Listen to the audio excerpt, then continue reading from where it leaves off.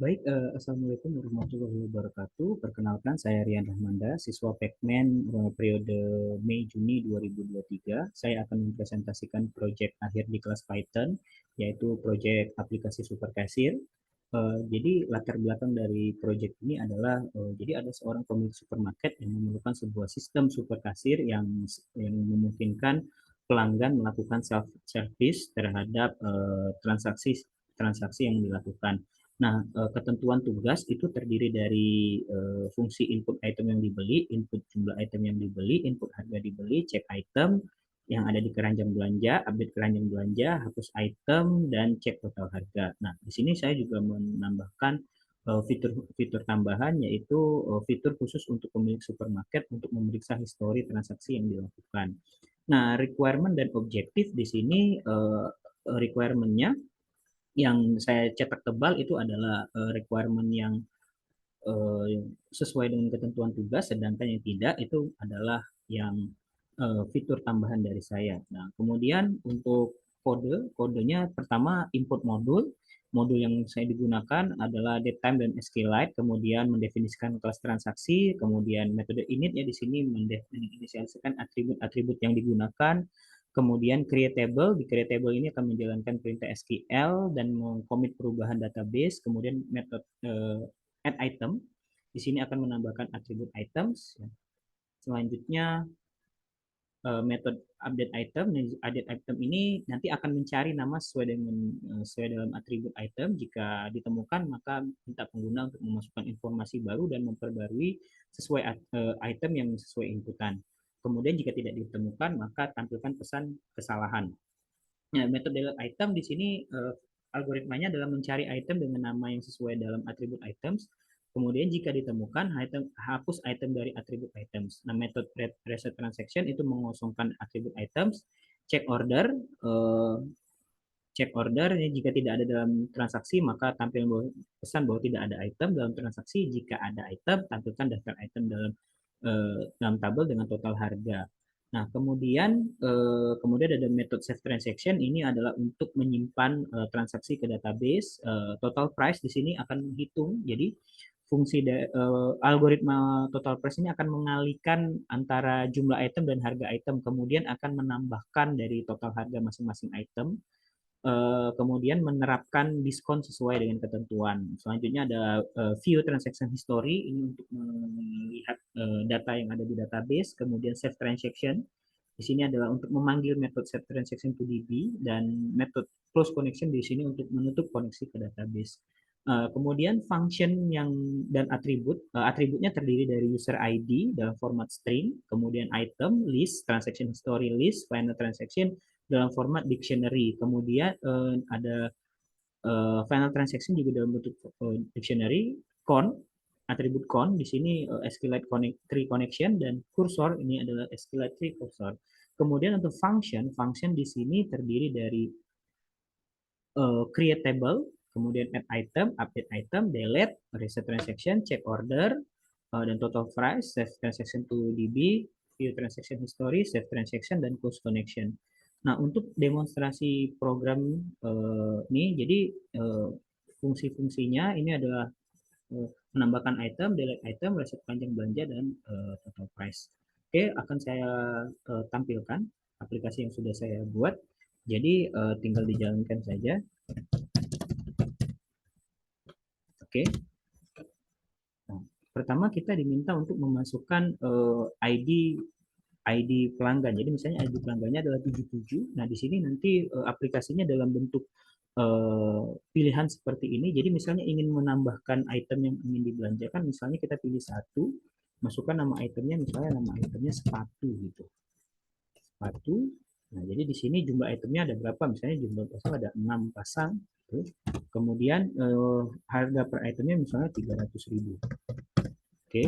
Kemudian misalnya kita mau menambahkan lagi misalnya sendal. Oke, sendal misalnya masukkan 8. Selanjutnya masukkan harga itemnya. Harga item, misalnya harga itemnya tadi misalnya sendalnya harganya 200.000. Oke.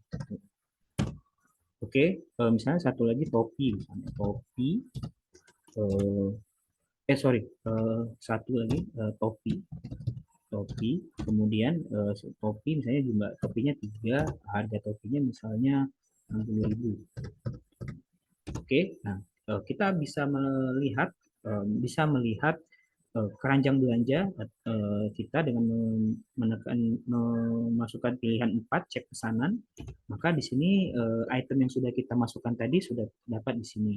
Nah, jika kita ingin melakukan update item, jadi misalnya tadi sepatunya kan awalnya kita masukkan 6, oh ternyata kebanyakan nih 6, atau misalnya harganya salah input, kita bisa melakukan perubahan dengan cara memilih menu update item. Jadi misalnya kita pilih menu update item, jadi masukkan nama item yang ingin kita update. Jadi misalnya kita masukkan tadi sepatu, sepatu, nama item yang ini. Jadi jika namanya ada typo atau ada kesalahan, kita bisa ubah, atau jika tidak langsung enter saja.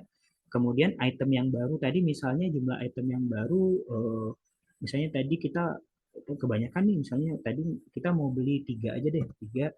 Selanjutnya harga itemnya ternyata tidak 300.000 tapi 450.000. Oke, 450.000. Oke, enter.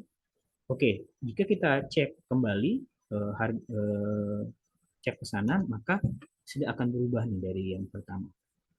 Nah, di fitur cek harga juga ada muncul total belanja Anda. Nah, tapi total belanja yang muncul di sini bukan total belanja harga akhir, karena ini belum dipotong sama diskon. Jadi cek item ini fungsinya adalah untuk memeriksa apakah ada item yang sudah kita masukkan tadi udah benar atau belum gitu.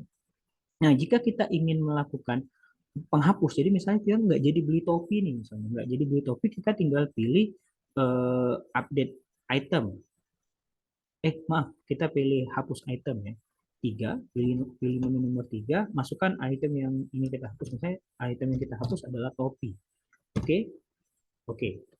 Nah, nanti kita cek kembali, topi sudah tidak ada lagi.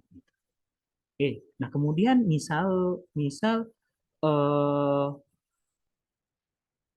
misal kita mau melakukan reset, nggak jadi mau beli sepatu sendal, daripada kita ngapus satu-satu, kan kita bisa ngapus secara langsung gitu dengan cara menekan menu nomor 6, batalkan transaksi. Oke, nah, transaksi telah direset. Jadi jika kita tekan kembali 4 cek transaksi, transaksi kita kosong. Nah, baik, jadi kita misalnya kita masukkan ulang, misalnya item yang kita beli adalah beras, eh, beras misalnya jumlahnya ada 10 gitu kan, harga per itemnya misalnya 100.000.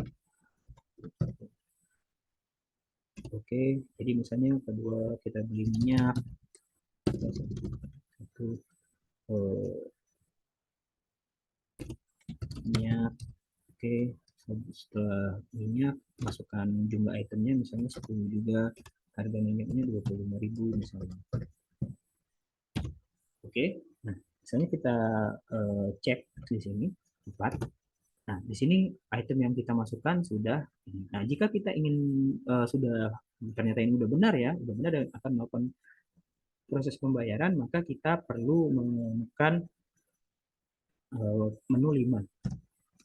5 itu adalah reset transaksi. Nah, di sini sudah dipotong. Jadi harga yang harus dibayar adalah harga yang ditampil di menu total harga di menu nomor 5. Oke, setelah melakukan pembayaran, kemudian jika ingin keluar, tekan angka 0. Oke.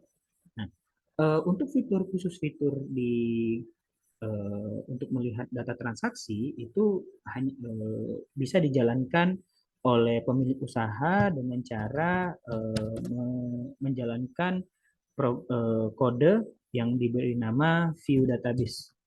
Nah, view database, nah, nanti di sini semua item-item transaksi akan muncul di sini.